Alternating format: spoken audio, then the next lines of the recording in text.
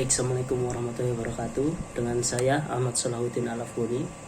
Di sini saya akan menjelaskan bagaimana pandangan dari Majelis Ulama tentang kedudukan anak zina dan perlakuannya terhadapnya, sebagaimana yang difatwakan oleh Majelis Ulama Indonesia, Fatwa nomor 11 tahun 2012.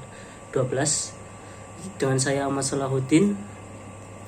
Baik, yang pertama, di Indonesia dikenal anak zina sebagai anak luar kawin, merupakan anak yang terlahir dari hubungan tanpa disertai adanya perkawinan yang sah dari orang tua anak itu sendiri. Sehingga jika anak yang terlahir dari perzinahan, maka anak tersebut akan dinasabkan kepada orang tuanya.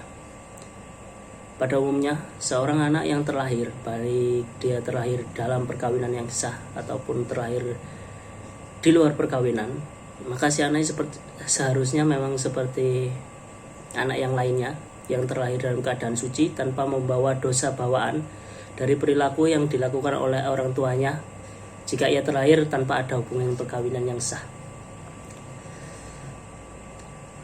Melihat lebih jauh dari fenomena anak zina ini, sejatinya lahir dengan keadaan sucinya selayaknya anak pada umumnya, namun pada realitanya di Indonesia, jika melihat anak zina, maka anak ini terkadang terlantar dikarenakan tidak adanya tanggung jawab yang diberikan dari orang tuanya kepada dirinya untuk memenuhi kebutuhan dasar dari si anak tersebut yang menjadi hak dari si anak, sehingga menyebabkan kelahiran dari anak tersebut. Dan juga melihat kondisi anak zina yang sering kali mendapatkan diskriminasi sebagai yang sering kali dipanggil dengan anak haram.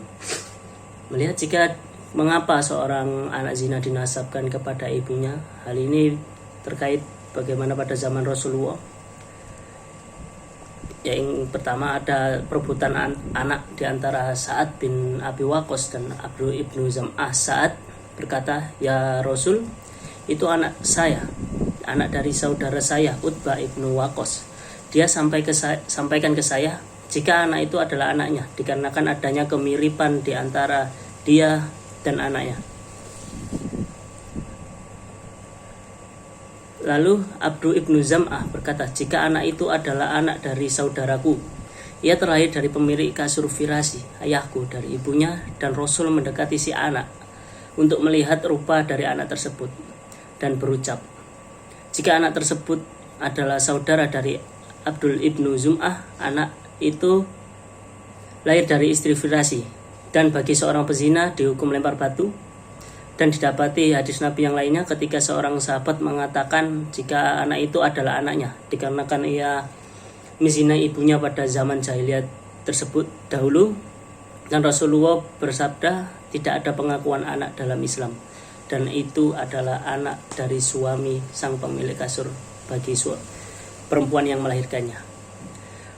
Berbeda dengan Indonesia, dengan adanya putusan MK nomor 46/PPU 8/210 terkait penasaban anak zina. Bagi anak yang terlahir dari anak zina, putusan tersebut mengatakan jika anak yang lahir di luar perkawinan hanya punya hubungan perdata dengan ibunya dan keluarga ibunya. Hal tersebut bertentangan dengan Undang-Undang 45 yang dimaknai menghilangkan hubungan keperdataan dari seorang laki-laki yang dapat dibuktikan dengan dasar ilmu pengetahuan dan teknologi atau bukti lainnya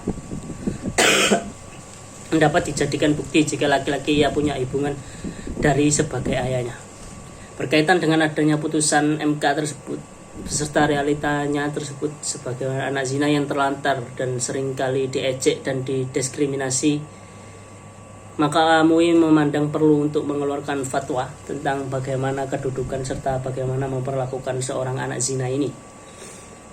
Dalam fatwanya, MUI menjelaskan bahwa jika anak tersebut lahir tanpa adanya ikatan perkawinan, maka anak tersebut tidak mempunyai hubungan nasab, wali nikah, waris, dan nafkah dari laki-laki yang menyebabkan kelahirannya, namun mempunyai hubungan nasab, waris, dan nafkah dengan ibunya beserta keluarga dari ibunya. Dikarenakan tidak mempunyai hubungan nasab, waris, dan nafkah dari laki-laki yang melahirkannya, maka MUI berfatwa Pemerintahan berwenang memberi hukuman takzir kepada laki-laki yang melakukan zina tersebut yang mengakibatkan kelahiran seorang anak. Mentakzir laki tersebut untuk mencukupi kebutuhan kebutuhan dasar yang menjadi keperluan dari si anak tersebut, dan hal tersebut bertujuan bukan untuk menasabkan anak tersebut kepada ayahnya, melainkan untuk melindungi si anak.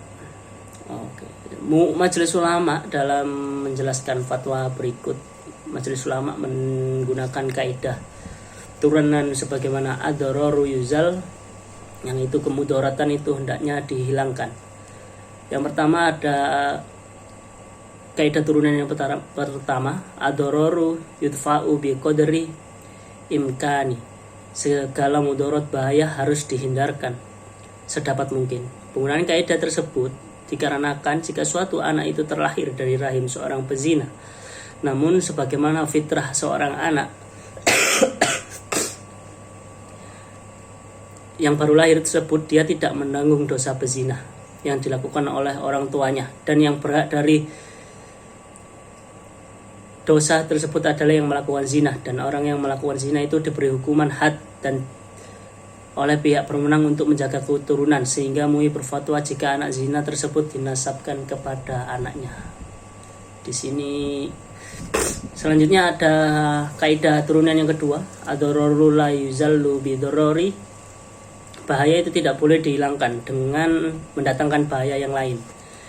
Walaupun dengan realita seorang anak zina seringkali mendapatkan ejekan hingga diskriminasi akibat dalam aktanya dinasabkan kepada ibunya, maka bahaya tersebut tidak dapat semena-mena dihilangkan dengan menasabkan anak laki-laki itu ke laki-laki yang menzinai ibunya tadi, karena akan menimbulkan bahaya yang lainnya. Adapun bahaya yang timbul dari putusan yang diberikan oleh MK terkait penasaban anak luar kawin ini, jika anak yang lahir adalah perempuan dan pada saat anak itu menikah dan yang menjadi wali nikah laki-laki tersebut, maka tidak sah pernikahan dari anak itu. Dikarenakan di Indonesia seorang wali menjadi syarat sah suatu pernikahan, karena wali tersebut bukan nasabnya, maka tidak sah dirinya menjadi wali si anak perempuan. Selanjutnya terdapat yang lain akibat penasaban anak zina kepada laki-laki yang menyebabkan kelahirannya adalah terkait persengketaan waris yang akan datang kemudian hari, dikarenakan si anak menuntut hak waris kepada orang tuanya karena dalam percatatan anak tersebut adalah anak kandung. Selanjutnya pertimbangan ketiga yang digunakan MUI menggunakan turunan yutahamalu dororu khosul lidaf id-dorori am. Doror yang sifatnya khusus harus ditanggung untuk menghilangkan doror yang lain, sebagaimana pertimbangan MUI dalam menentukan kedudukan anak zina. Seringkali anak zina diterlantarkan dikarenakan pelaku enggan untuk bertanggung jawab kepada anak zina tersebut. Dapat melindungi anak zina yang terlantar, sehingga takzir diberikan kepada lelaki yang menzinai ibunya yang menyebabkan kelahiran anak zina. Hal tersebut untuk menjaga anak tersebut hingga dewasa. Bagaimana seorang anak yang lahir dari anak zina tidak wajib nafkah dari seorang ayahnya. Dalam catatan Waba al-Zuhaili berpendapat pada ahkam aulad al-natijin al-zina, jika didapati seorang lelaki berzina dengan perempuan lain yang bersuami dan melahirkan anak, maka anak itu tidak dinasabkan kepada laki-laki yang menzinainya, melainkan kepada suami si istri yang dizinai tadi. Maka dari semua penjelasan tersebut, maka bisa ditarik dengan kesimpulan jika mengapa seorang anak zina atau luar kawin tidak dapat dalam Islam, tidak bisa dinasabkan kepada seorang laki-laki yang menyebabkan kelahirannya anak zina tersebut. Hal tersebut dengan tujuan menjaga nasab dari anak tersebut.